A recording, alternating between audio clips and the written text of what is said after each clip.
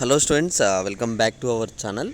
ఇక్కడ ఎవరైతే స్టూడెంట్స్ ఇక్కడ ఫేజ్ 1లో సీట్ రాలేదో, ఇప్పుడు ఫేజ్ 1లో సీట్ వచ్చి కూడా ఫేజ్ 2కు వెళ్ళాలనుకుంటున్న స్టూడెంట్స్ ఉన్నారో మీ అందరి కోసం ఈ వీడియో అనమాట. అయితే ఇక్కడ ఫేజ్ 1లో మంచి కాలేజ్ రాని వాళ్ళు, అలానే అసలు ఏ కాలేజ్ రాని వాళ్ళు స్టూడెంట్స్ ఎవరైతే ఉన్నారో మీ అందరి కోసం నేను ఏం చేశానంటే కింద డిస్క్రిప్షన్లో ఒక టెలిగ్రామ్ గ్రూప్ లింక్ అని ఉంటుంది.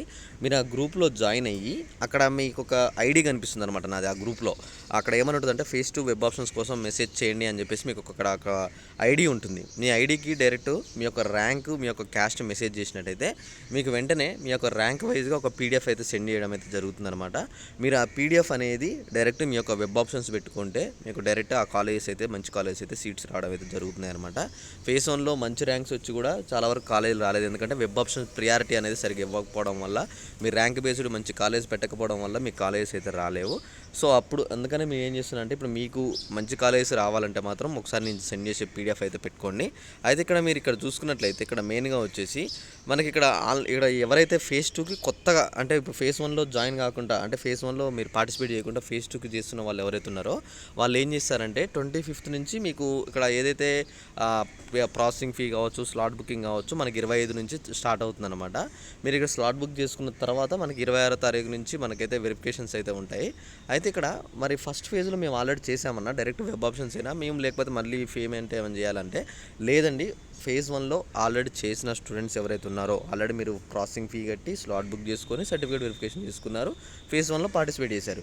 సో మీకు ఈ ప్రాసెస్ అంతా ఏం లేదు. డైరెక్ట్ మీరు ఫేజ్ 2కి లాగిన్ చేసుకోండి మీ ఐడి పాస్వర్డ్ తోటి.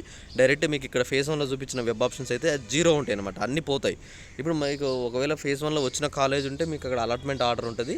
మీరు ఆల్రెడీ ఆ కాలేజ్లో జాయిన్ కాలేజ్ అని కొట్టి అలాట్మెంట్ ఆర్డర్ డౌన్లోడ్ చేసుకొని అక్కడ మీకు ఏదైనా అమౌంట్ చూపిస్తుంది అనమాట. చాలా వరకు ఆ అమౌంట్ పే చేయండి. ఆ అమౌంట్ పే చేస్తే మీకు ఫస్ట్ ప్లేస్లో ఆన్లైన్ సెల్ఫ్ రిపోర్టింగ్ అయితే ఓకే అవుతుందన్నమాట. ఇప్పుడు మీరు ఏం చేస్తారంటే మళ్ళీ ఇక్కడ వెబ్ ఆప్షన్స్ ఎప్పుడైతే స్టార్ట్ అవుతాయో సెకండ్ ఫేజ్కి 25వ తారీఖు రోజు మీకు అక్కడ ఏం చూపించవు. మీరు డైరెక్ట్ 25వ తారీఖు ఒకవేళ వచ్చిన కాలేజ్ జాయిన్ అయినా సరే మీరు సెల్ఫ్ రిపోర్టింగ్ చేసినా ఫేజ్ 2 కూడా ట్రై చేద్దాం అనుకున్న వాళ్ళు ఎవరైనా ఉంటే మళ్ళీ డైరెక్ట్ అక్కడ మీరు వెబ్ ఆప్షన్స్ పెట్టుకోవచ్చు అనమాట. ఈ ప్రాసెసింగ్ ఫీ కట్టాల్సింది అలాంటిది ఏం లేదు, మొత్తం ఫ్రీగానే మీరు ఆల్రెడీ ఫేజ్ 1లో కట్టారు కాబట్టి డైరెక్ట్ మీరు వెబ్ ఆప్షన్స్ పెట్టుకోవడమే అనమాట. వెబ్ ఆప్షన్స్ పెట్టుకుంటే మళ్ళీ మనకి ఫ్రీజింగ్ 27వ తారీఖు, మనకి రిజల్ట్ వచ్చేసి మనకు చూసుకుంటే 30వ తారీఖు రిజల్ట్స్ అయితే ఉన్నాయన్నమాట. ఆ రిజల్ట్ వచ్చిన తర్వాత మనకి ఇక్కడ నెక్స్ట్ ప్రాసెసింగ్ వచ్చేసి సెల్ఫ్ రిపోర్టింగ్ ఉంటుంది. Physical reporting at the colleges వచ్చేసి మనకి 2వ తారీఖు 3వ తారీఖు ఉంటాయి అనమాట. ఈ ఫస్ట్ ఫేజ్లో సెకండ్ ఫేజ్లో వచ్చిన కాలేజ్ వాళ్ళు ఎవరైతే స్టూడెంట్స్ ఉన్నారో వీళ్ళందరూ 3వ తారీఖు లోపు కాలేజీలోకి వెళ్ళి మీరు ఆల్రెడీ ఇప్పుడు ఎవరికైతే సీట్ వచ్చిందో కాలేజీలోకి వెళ్ళి మీరు సబ్మిట్ చేసుకోండి. ఇంకా 3వ తారీఖు లోపు అయితే డేట్ ఇచ్చారు కదా, అప్పటి వరకు అయితే చెక్ చేసుకోండి. ఇంకా మీకు ఏమైనా డౌట్ ఉన్నా డిస్క్రిప్షన్లో టెలిగ్రామ్ గ్రూప్ ఉంది, త్వరగా వెళ్ళి జాయిన్ అయ్యి మెసేజ్ చేయండి.